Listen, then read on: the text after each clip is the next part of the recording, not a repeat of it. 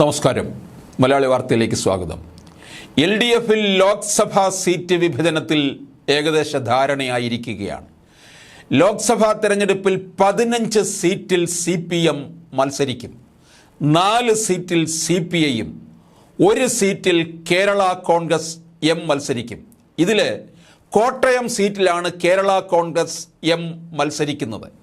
കേരള കോൺഗ്രസ്സുകാരുടെ ഒരു പ്രധാന തട്ടകമാണല്ലോ കോട്ടയം.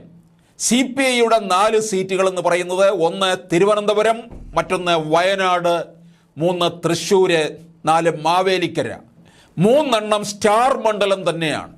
തിരുവനന്തപുരവും തൃശ്ശൂരും BJP കേന്ദ്ര നേതൃത്വം A ഗ്രേഡ് കൊടുത്ത് നിർത്തിയിരിക്കുന്നതാണ്. അതായത് BJP നോട്ടമിട്ടിരിക്കുന്ന ഇടം തന്നെയാണ്. അതിൽ തിരുവനന്തപുരത്ത് CPI 3-ാം സ്ഥാനത്തേക്ക് പോയി നാണം കെട്ട അങ്ങേയറ്റമായ മണ്ഡലവുമാണ്. അപ്പോൾ തീർച്ചയായിട്ടും CPI എങ്ങനെയെങ്കിലും ഒരു ഗംഭീര സ്ഥാനാർത്ഥിയെ തന്നെ ഇറക്കാൻ ശ്രമിക്കുന്നുണ്ട്. പക്ഷേ കണ്ടെത്താനായിട്ട് സാധിക്കുന്നില്ല എന്നുള്ളതാണ്. ഈ CPI-യുടെ ഈ 4 സീറ്റും തകർത്തു കൊടുക്കുന്നത് ആരാണ്? CPM തന്നെയാണ്. CPI-യുടെ ഈ 4 സീറ്റിലും പ്രവർത്തിക്കാൻ ആ 4 മണ്ഡലങ്ങളിലെയും പാർലമെൻറ്റ് മണ്ഡലങ്ങളിലെയും CPM പ്രവർത്തകർ ഉണ്ടാകത്തില്ല. ഇവരെല്ലാം തന്നെ തൊട്ടടുത്തുള്ള CPM മണ്ഡലങ്ങളിലേക്ക് പോവുകയാണ് ചെയ്യുന്നത്. ഇത് പണ്ട് കാലം മുതൽ തന്നെ ഉണ്ടായിട്ടുള്ളതാണ്. അങ്ങനെയാണ് തിരുവനന്തപുരത്ത് പലപ്പോഴും പരാജയം ഏറ്റുവാങ്ങിയിട്ടുള്ളത്. തിരുവനന്തപുരത്ത് ONV കുറുപ്പ് തോറ്റില്ലേ? ONV കുറുപ്പൊന്നും ജയിച്ചു വരണമെന്നൊന്നും CPM-ന് വലിയ താല്പര്യമൊന്നും ഇല്ലായിരുന്നു. MA ബേബി സാംസ്കാരിക നായകനായിട്ട് വന്ന് അലറി വിളിച്ചൊക്കെ സംസാരിച്ചല്ലോ. എന്നിട്ട് എന്ത് കിട്ടി? MA ബേബി സംസാരിച്ചാൽ പിന്നെ വോട്ട് 10 വോട്ട് കുറഞ്ഞു കിട്ടുമെന്നുള്ളതാണ്. അപ്പോൾ എന്തായാലും CPI യഥാർത്ഥത്തിൽ ഈ 4 സീറ്റ് മാറ്റിപ്പിടിക്കുകയായിരുന്നു വേണ്ടത്. അല്ലെങ്കിൽ MM മണി പറഞ്ഞതുപോലെ CPI നിങ്ങൾക്ക് ഏതെങ്കിലും ഒരു ഇടത്ത് നിങ്ങൾക്ക് 150 പേരെങ്കിലും ഉണ്ടോ എന്ന് ചോദിച്ചിട്ടില്ലേ? അങ്ങനെ CPM-ന്റെ ഈ ചവിട്ടും കുത്തും ഒക്കെ ഏറ്റുകിടക്കുന്ന ഒരു പാർട്ടി മാത്രമായി CPI മാറി എന്നുള്ളതാണ്.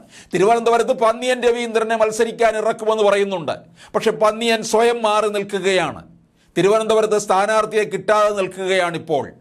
കാരണം കോൺഗ്രസിൽ നിന്ന് തരൂർ തന്നെയാണ് മത്സരിക്കുന്നത്.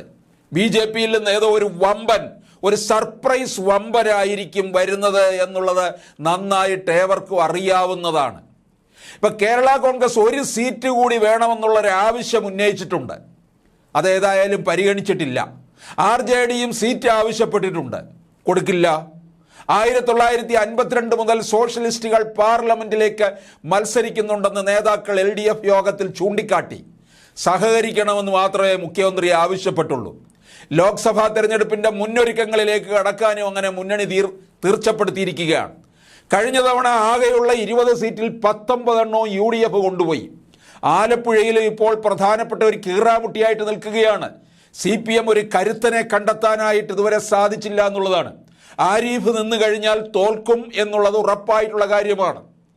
ഈ തോമസ് ഐസക്കിനെ പത്തനംതിട്ടയിലേക്ക് കൊണ്ടുപോകുന്നതിലും ഭേദം ആലപ്പുഴയിൽ നിർത്തുകയായിരുന്നു നല്ലത്. അദ്ദേഹത്തിൻ്റെ ഒരു ഇടം കൂടിയായിരുന്നു ആലപ്പുഴ. പത്തനംതിട്ടയിൽ രാജു അബ്രഹാം മത്സരിക്കട്ടെ. രാജു അബ്രഹാമിന് 5 തവണ റാന്നി നിയോജക മണ്ഡലത്തിൽ നിന്ന് ജയിച്ചു കയറി വന്ന ആളാണ്. ക്രൈസ്തവരുടെ വോട്ട് കിട്ടും, ഉറപ്പായിട്ടുള്ള കാര്യമാണ്. പക്ഷേ പത്തനംതിട്ടയിൽ BJP-യും കേന്ദ്രം നോട്ടമിട്ടിരിക്കുന്ന 6 പാർലമെൻറ്റ് മണ്ഡലങ്ങളാണ്. അതിലൊന്ന് പത്തനംതിട്ടയാണ്. അത് പത്തനംതിട്ട പിടിക്കാനായിട്ട് 2024 നടക്കത്തില്ല. അത് 2029 പോകേണ്ടി വരും.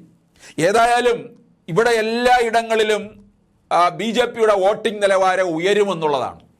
തിരുവനന്തപുരത്ത് CPI കെട്ടിവെച്ച പണം കിട്ടുമോ എന്നുള്ളതാണ് സംശയം.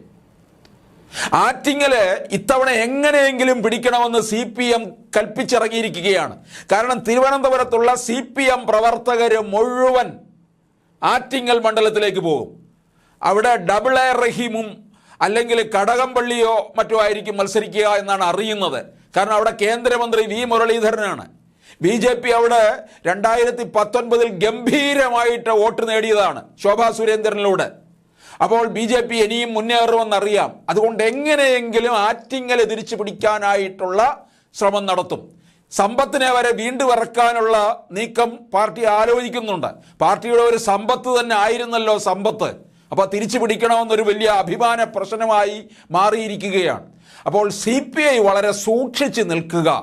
നിങ്ങൾക്ക് കെട്ടിവെച്ച പണം നിങ്ങൾക്ക് മാനം പോകാതെ നോക്കണമെന്നുണ്ടെങ്കിൽ നിങ്ങൾ ഈ 4 സീറ്റ് മാറ്റുക.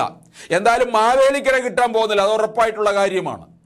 പിന്നെ വയനാട്, അത് പിന്നെ അത് കോൺഗ്രസ്സിന് എല്ലാ കാലത്തും സേഫായിട്ടുള്ള, പണ്ട് AK ആന്റണി പറഞ്ഞല്ലോ, ഏത് കുറ്റിച്ചൂലിനെ കൊണ്ട് നിർത്തിയാലും ജയിക്കുന്ന എന്ന് പറഞ്ഞിട്ടുണ്ടല്ലോ. അതുപോലെ കോൺഗ്രസ്സിലെ ഏത് കുറ്റിച്ചൂലിനെ കൊണ്ട് നിർത്തിയാലും അവിടെ നിന്ന് ജയിച്ചു പോകും.